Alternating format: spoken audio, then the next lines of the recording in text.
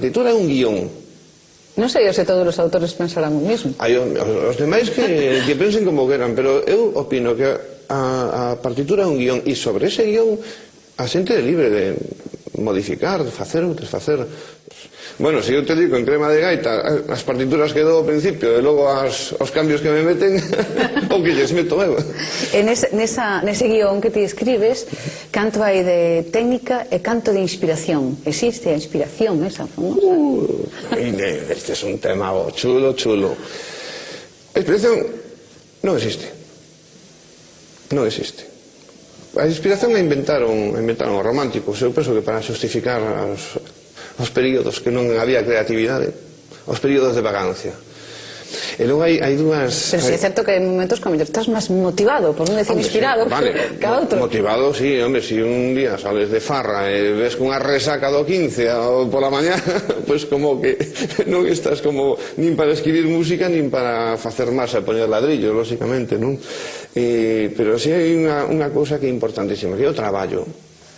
O traballo é realmente o que te dá a facultade, a musa tense que pillar traballando. Eso decía Picasso.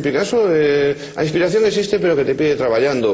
O Franklin, que ten unha frase fantástica, Benjamin Franklin, que di: o xenio compónse de un 1% de inspiración e un 99% de transpiración, que é o mesmo. Suda e conseguirás facer o que... O sea, mira, me decía un músico, me decía: ¿ti queres compoñer? Eu sí. Pois compón, pero compón todos os días. É dicir, ainda que non teñas ganas, ti compón. Se ti queres tocar, toca, pero toca todos os días.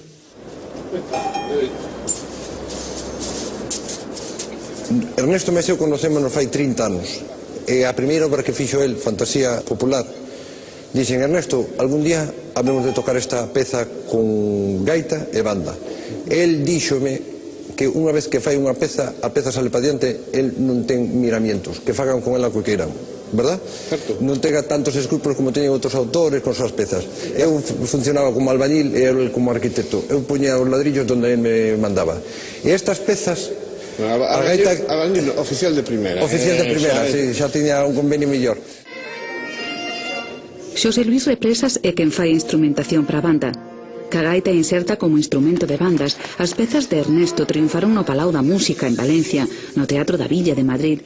Un éxito que ten a gaita como protagonista, porque de todos os instrumentos é o solista, e tamén aquí o resultado é fermoso. Ernesto ten unha facilidade, eu tamén son compositor, pero moito máis laborioso, el sigue a miña carreira, eu sigo a carreira dele, a veces topámonos. E a obra del, pois, é moi brillante para o público, gusta o público e tal, porque moitas veces os músicos mirámonos moito o ombligo e non pensamos no público. Nosa preocupación cando traballamos xunto é que o público primeiro se entreteña, despois, se se pode, emocionalo, e se se pode convencer que digan que somos boísimos, pois mellor, pero se non, non pasa nada. O principal é que se emocionen, e a música de Ernesto ten esa capacidade.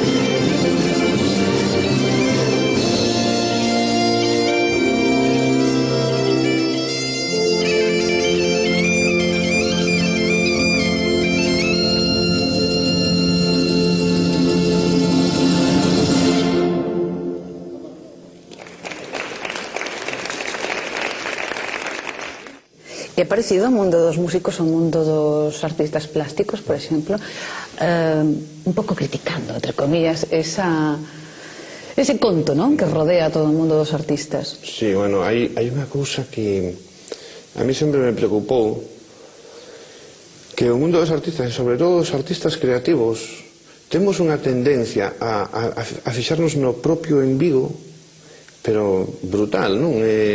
E ás veces unha tendencia peligrosísima a ubicarnos, a autoubicarnos un peldaño por riba do resto da humanidade, non? Eu non creo que por facer moita xente que fai arte ou por tal, que sean superiores ou moralmente ou nada, o sea, penso que aquí todos somos necesarios, non? E non é un rollo, non é un tema de falsa modestia, é algo que sempre me preocupa. Cavilas neso. Sí, porque, home, a veces, coño, ves unha orquesta ou unha banda tocando un tema teu e tal, te sube un ego. Pero un ego que te enche tal, luego, lo que pasa que luego hay que empezar a desinflarlo. Y considero que es peligrosísimo, ese tema. Sí, sí. E como se mantén un apegado á terra? Como rebaixas ese ego? Como o desinflas?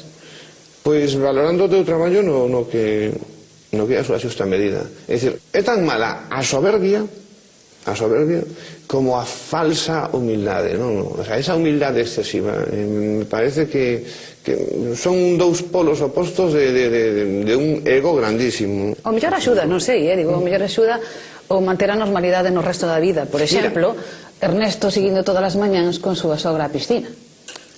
Bueno, todas non, que alguna tamén... Alguna. A sogra un día me dice, tipo que non ves nadar, que tamén estás gordo que carallo.